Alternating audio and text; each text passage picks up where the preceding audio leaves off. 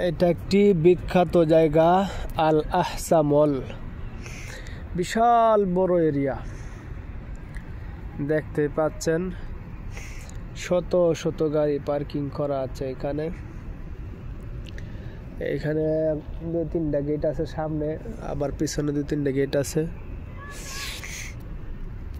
বিশাল বড় একটি সৌদি আরবের আল আহসা মল, এটাকে বলা হয় আল আহসা মল। খেজুর গাছ দিয়ে সৌন্দর্য মণ্ডিত করা আছে, দেখতে খুবই একটি চমৎকার জায়গা।